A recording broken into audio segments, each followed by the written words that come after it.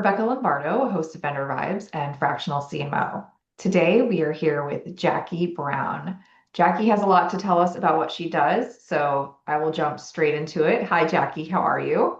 Hi, Rebecca. Thanks so much. I'm good. How are you? Good, good. So is it Jacki Brown Consulting? Tell us about that. Jacki Brown Marketing. Jacki Brown. So, I've been solo for 2 years and in the hospitality industry for, gosh, 8.5. And I'm also a fractional CMO. I call it marketing leader, though, because some people don't use C-suite. So I try to make it a little bit approachable. That seems to work. I kind of don't care what my title is. What my role is to come in and help organizations really spin up their marketing departments from strategy to different resources. And I specifically work with hospitality tech vendors. So before doing this the last 2 years, I was with Amadeus leading their marketing strategy and product marketing team for 6.5 years. And that was a suite of 30 solutions and four different audiences. Super fun. And also, big company red tape. So it's nice to do something similar, but really at that build phase with organizations now. So if you start with the build phase with them, does that mean you're willing to come in kind of at ground zero? It is. So one of my clients right now is very much a startup. They've been around for 3 years, but really they've been building themselves. And so now they're going for seed funding this quarter. And we are really, for the first time, going back and saying, do you have the right positioning? Is the messaging resonating? Have we defined our audience well enough? And should we niche down a bit and focus more? So doing all of that, updating the website, sales collateral, identifying what events to go to.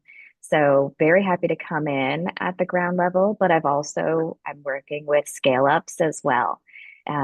So my other client has been around for 8 years and just never really focused on marketing. So while they're a more mature organization, their marketing area was not. So this is a common question that I get asked, and that's, are you going to do the work or are you going to instruct Mhm. somebody who's going to do the work? A little bit of both. And I imagine you answer the same. So there are some things I do and some things that I hire for. So my specialty is really on the product marketing side. So I will dig in on that positioning and messaging, the research that goes into building that. I absolutely love it. It is like a puzzle to figure out. And I will do all of the writing there as well. So I'll write your sales enablement materials, I'll write the web pages. But then when it gets to campaigns, like sending emails, writing blog posts, things like that, that is where I tend to bring on someone else. And whether we hire for the organization, so I've hired people full time that are paid by the tech vendor that I'm working with, or sometimes I bring on my own team members. I subcontract a bit to help support that to make sure that we have the bandwidth that we need. So I don't do as much on the marketing automation, but will I write some LinkedIn posts? Sure, I'll write some LinkedIn posts if I need to. Um, but happy to also offload that to someone who is a better cost and resource that way. Normally, I would ask, is there anybody else who's doing anything similar? But I think we can both agree that it's kind of rare to find this kind of support It this is. format. So have you It seen is. like it? There's a couple of other people, and we've really become friends, funny enough. So I've become friends with a few other people who are in this industry doing something similar. But even within that, we have different specialties, different skill sets, and different personalities, right? So some of that is the culture fit that you're looking for, as well as the real expertise. So if you're looking for someone with more product marketing expertise, I'm a better fit there. If you're looking for someone who's more at the campaign strategy and get you more exposure, maybe more PR experience, then there might be someone better. So, if you could think about like some clients that are happy with you or something that went well Mhm. recently, can you tell us a little bit about that? Hmm. So I worked with SHR, which is acquired by the Access Group, and I worked with them for 6 months back in the fall, and like a summer and fall.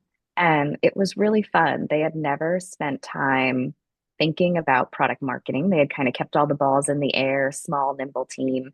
And I got to spend a lot of time with their product folks and their sales team members. And this is a larger organization. So I came in really just to support on product marketing and smart people, great people, and they had it all, but it was all in their heads. It was trapped in their heads. And none of it was on their website. None of it was in their sales decks. They could talk to anyone and really explain the value of their solutions, but none of it had been captured in all these years. And so it was wonderful to work with them, extract it, articulate it, get it out into the world. They were thrilled. And it was this great puzzle. And there were a few things that we uncovered and were able to look. They had a great Salesforce instance where we actually were able to look at data, imagine that, and see that, what organizations had two products versus three products. What were the most common pairings of products that people had? And it was really very apparent, hey, people like to buy this set of three solutions. We should sell it that way.